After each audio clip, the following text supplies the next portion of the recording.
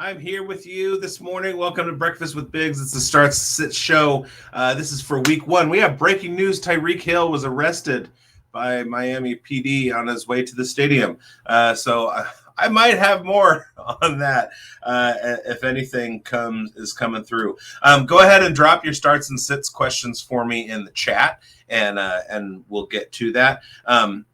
Do want to go over a few things. First, if you don't know me, I'm Bigz, at BigBonedFFB on Twitter. I'm an analyst with Player Profiler, The Undroppables, Fantasy Sports Advice Network, and Fantasy Football Plus. I know a lot of you are returning after the offseason to starts and sit shows on Fantasy Football Advice Network. A lot of changes have been made. It's Fantasy Sports Advice Network now.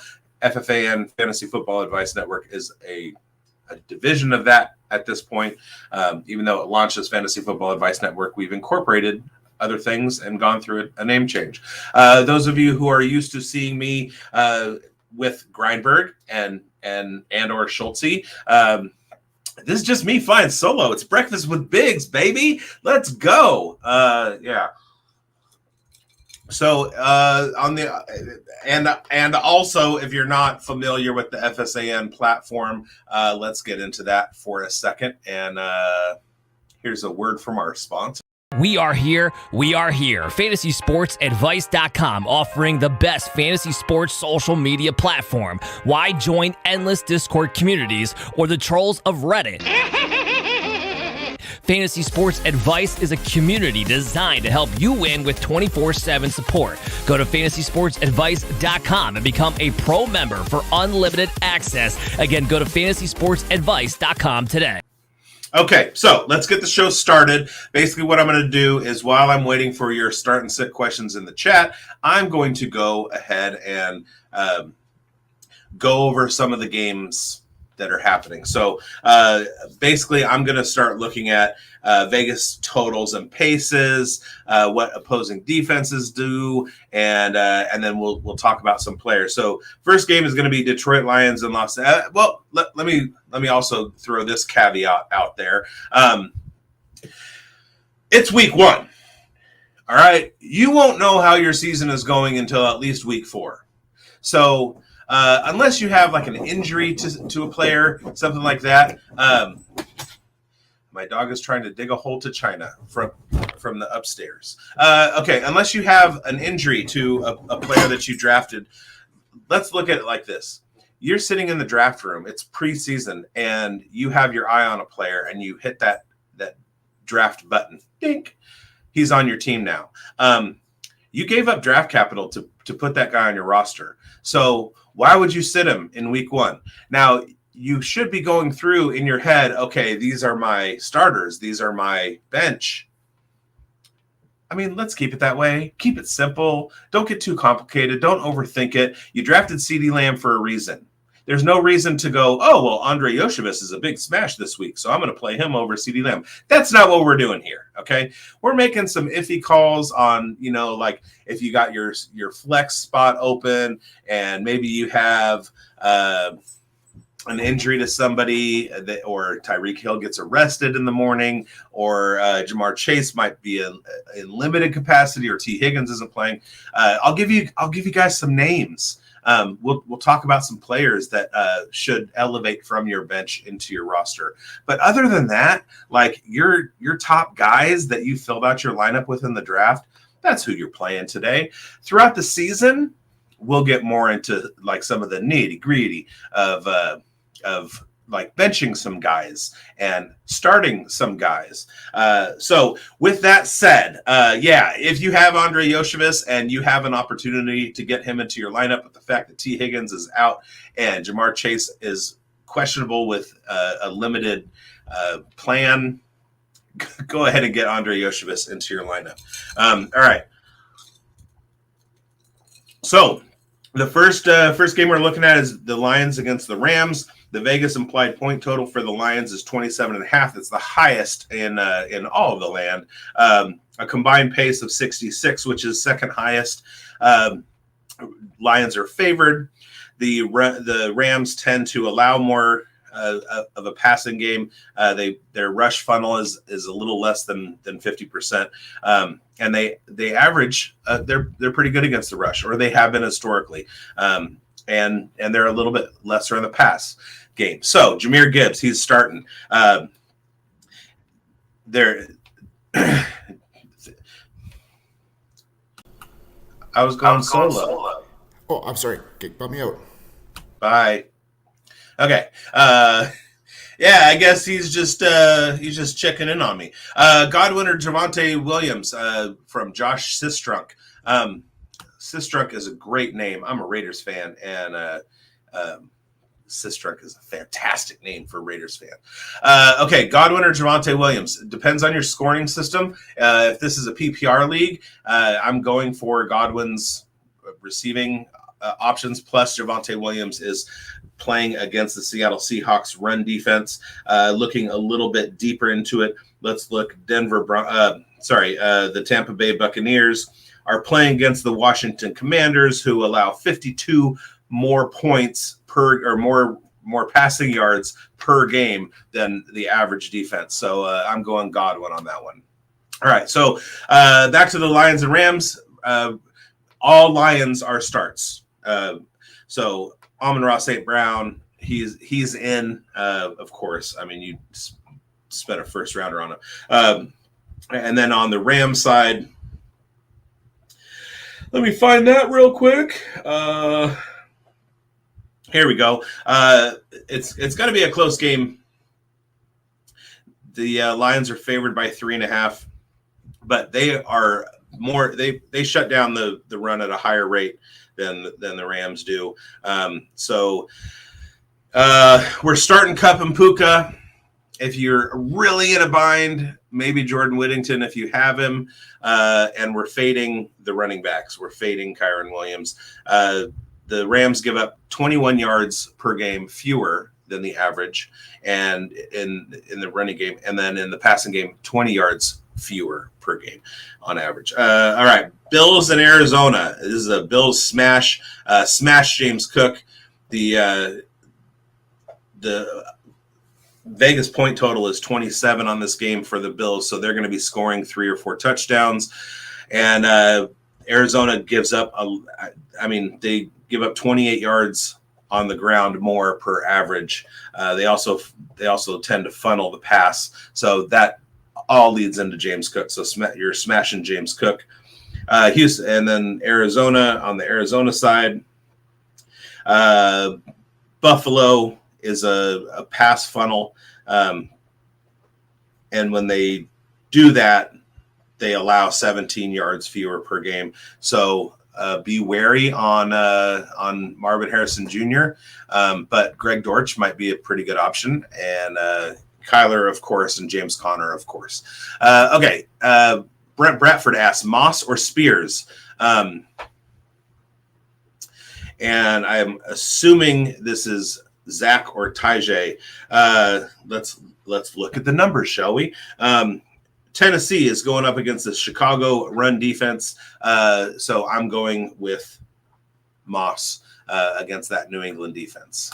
All right, and so we were at Arizona, Buffalo. Arizona is giving up a little bit more. They're better against the run than they are the pass. So with your Buffalo players, you're going hey, first episode, growing pains. The Buffalo defense is better against the pass than they are against the run. So we're going with Connor and all that stuff. Okay. Texans and Indy. We got Indy with 22 average rush yards per game more than the average. So go ahead and get Mixon into your lineup. You got Nico Collins, he's in there. CJ Stroud, he's in there. We're not messing with that game too much. And then on the Indianapolis side, of course, the Texans' run defense is pretty good. So we're fading Jonathan Taylor like in daily, but fantasy wise, like just straight up fantasy, you got to go with him. You drafted him in the second round, and or first. So get him in there. Anthony Richardson too, of course, and that game is going to be a fun one to watch for real. All right. Moving on, Miami Dolphins against Jacksonville Jaguars. That one's a smash too. It's going to be a high-scoring game. Let's see if I can find any word on Tyreek Hill, because this is really weird. As soon as I got on, there was a thing that said that he was arrested this morning, and I detained by police for a driving violation.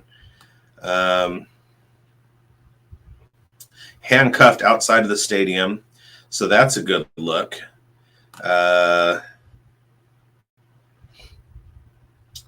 And still plans to play in the game. So, all right, so let's just forget about that. Forget it ever happened.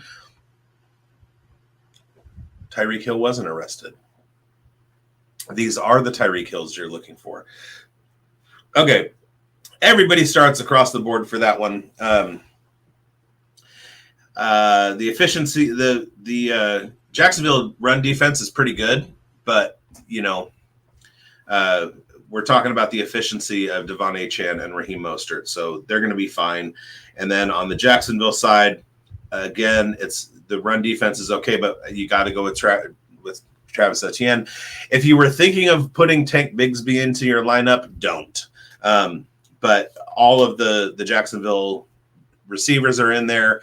Trevor Lawrence, of course, we've been big on him in the preseason, and then Tua on the other side. Bears in Tennessee.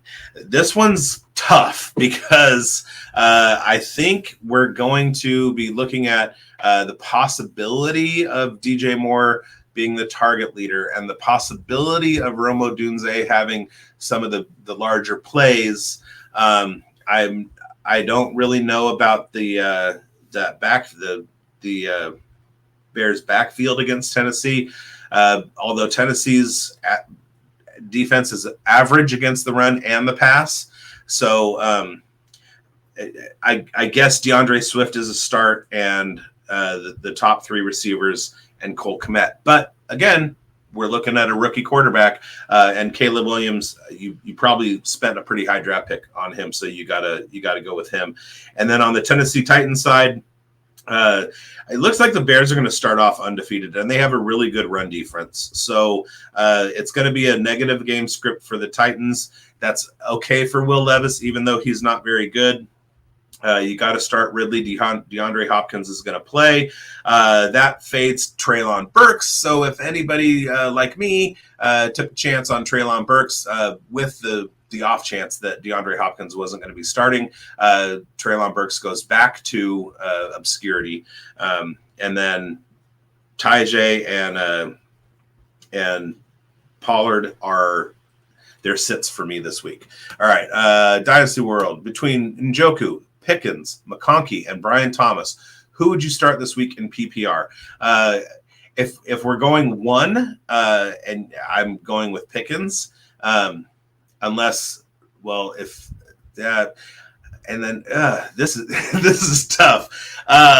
Okay, so let's break this down. We got Pickens with hopefully Russ. If Russ is, then I'm going Pickens with this one. McConkey I love, but it's a rookie wide receiver and we have to feel it out. But I'm kind of leaning there. Njoku is basically quarterback proof. So if you have a tight end that you've already started, I would go with one of the wide receivers. And then Brian Thomas, he has like 3 to 4 play a game upside at this point, especially with Christian Kirk and Gabe Davis on the field. We don't know how the target situation is going to shake out. With that said, it's week 1. So I don't want to say start Brian Thomas or bench him, and then he goes and gets 12 targets and 9 catches, and that's going to be the pattern, because we don't know that that's going to be the case. He's a rookie wide receiver. It might just be that he gets 3 to 4 targets per game for the first month of the season or whatever. So I'm in order. I'm going Pickens, McConkey, and Thomas, and then Njoku. Njoku is a decision on the tight end side. You got to go with Njoku. All right. Chase or McConkey? I'm going McConkey just because Chase is supposed to be no. I'm going Chase.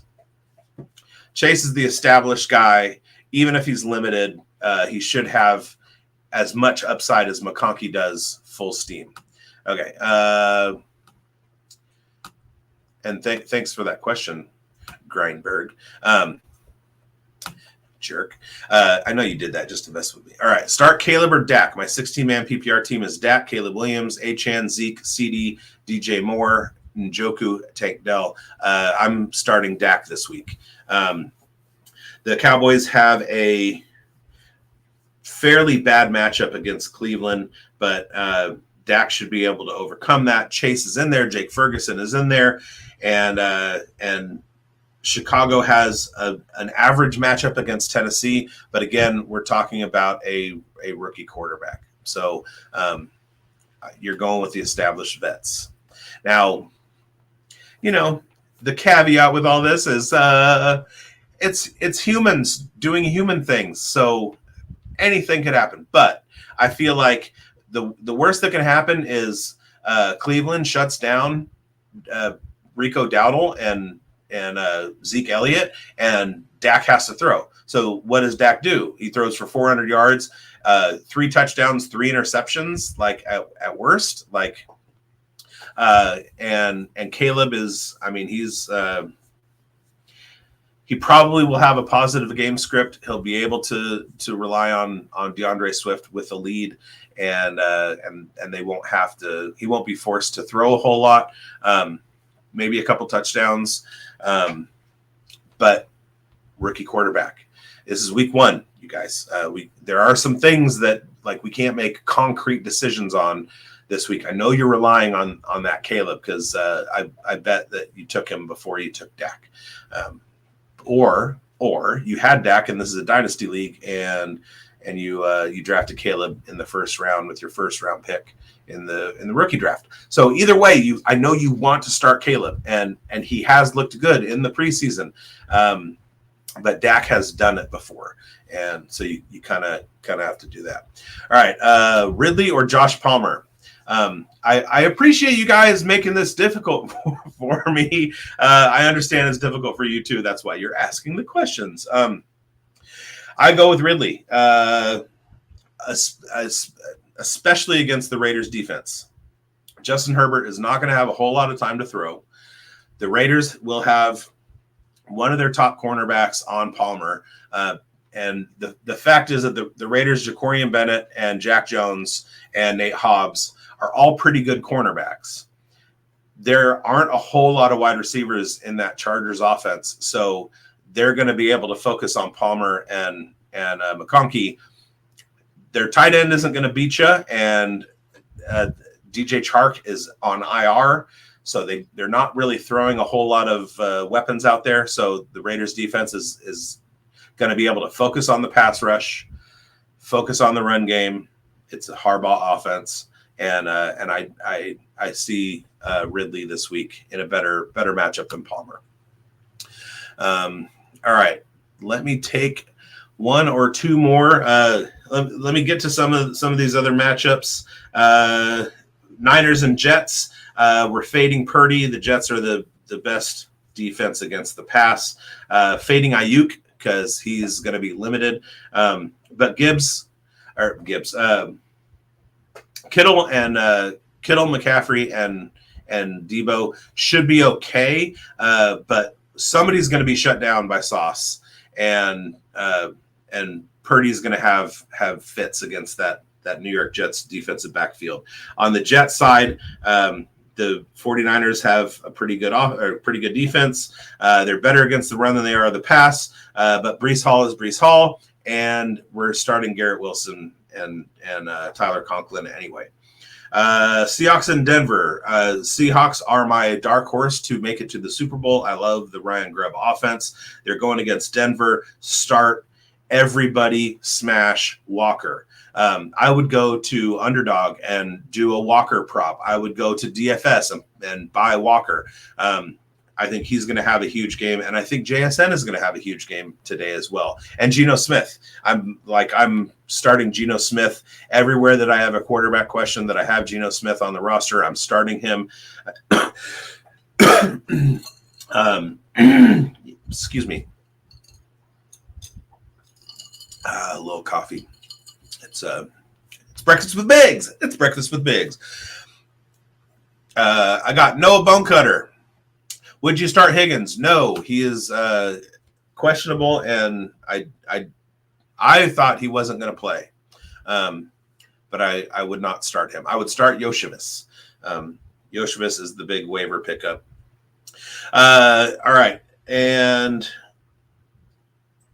I was at Seattle and Denver. As far as Denver is concerned, their Vegas implied point total is 18 points. That's looking like a touchdown and a few field goals. The Seattle defense is fairly average, or they were historically, and they tend to funnel the rush.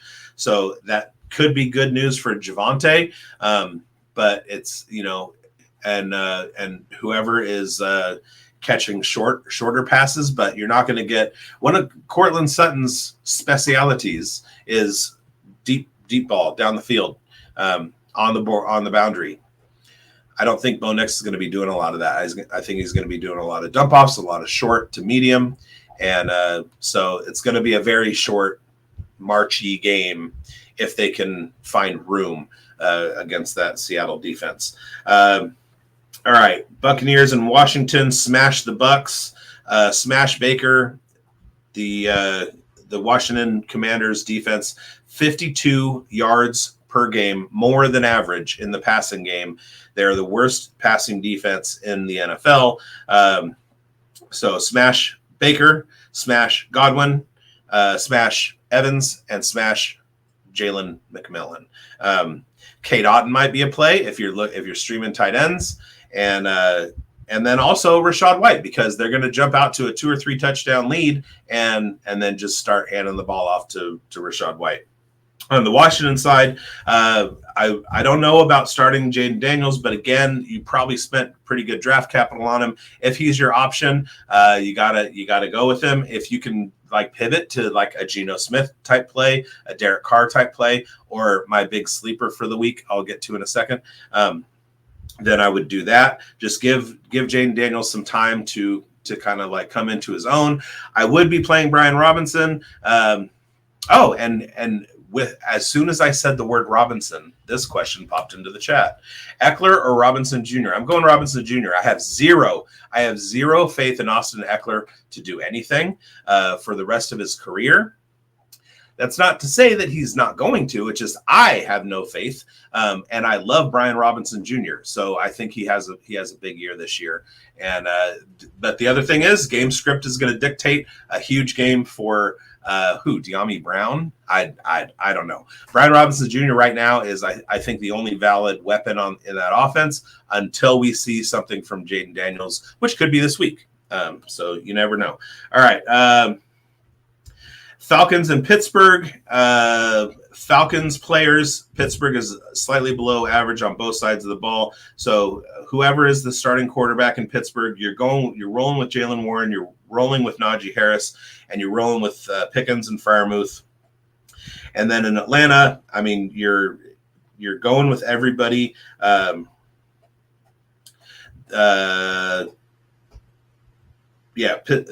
Pittsburgh defense is a little bit below average. With Atlanta, same thing. So you're going with everybody. You're going with Bijan, you're going with Drake London, you're going with Kyle Pitts, and you're going with Darnell Mooney. Saints and Carolina. I love the Derek Carr play, even though Carolina is a pretty good shutdown against the pass defense. They do funnel 71% of plays to the passing game, but 53 yards per game average less than other defenses they allow. So if you're playing DFS, no Carr, no Olave. And then on the Carolina side, give Bryce Young a shot. New Orleans has a pretty good pass offense themselves. You're starting Chuba, and that's about it on that side. And then we got the Chargers and the Raiders. My sneaky upside play this week is Gardner Minshew. I think that he is in a good position with the weapons that he has. We know that Luke Getsy wants to push the ball down the field. That's why he went with Gardner Minshew. Anyway, you're going to get a little bit more of a running game than we've had in Las Vegas for a while. Derek Carr didn't run, Jimmy Garoppolo didn't run, and Aiden O'Connell didn't run. Gardner Minshew is going to give you a little bit of rushing upside. Not, Josh Allen level, but he's gonna do a little bit more in the Sam Howell line. He'll probably throw 3 touchdowns, 2 interceptions, 250 yards, run for 80, maybe run for a touchdown himself. But he's got the weapons to do it, and so I think Minshew is a sneaky play this week. And then Giants in Minnesota. On the Minnesota side, smash everybody. On the Giants side, we're looking to fade running backs, and Malik Neighbors should be okay. Demario Douglas should be okay as well. And then finishing it off, we got Cincinnati and the Patriots. The Vegas implied point total for the Patriots is 15.5. So they're not going to do a whole lot. I'm still starting Ramondre. And the Cincinnati pass offense does give up does give up yards, more than average. So Demario Douglas, Pop Douglas, is going to be a play. We have to kind of give it a couple weeks to figure out what we're doing with Javon Baker and Jalen Polk. But if you're streaming tight ends, go with Hunter Henry. If you have Jacoby Brissett, like stick him in there. And then on the Cincinnati side, this is going to be a wash for the Bengals. New England Patriots have a pretty good rush defense, so I'd be kind of like Zach Moss might do Zach Moss things, and Chase Brown might do Chase Brown things, and they should be mid-tier flex threes at best. If you have to start them, then go ahead and start them. Andre Yoshevich, I'm getting him in there.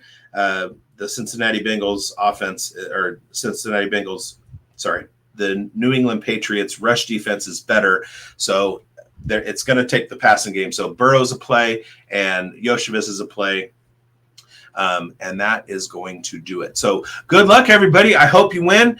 Join me next week for Breakfast with Bigz, and I will see you on the other side.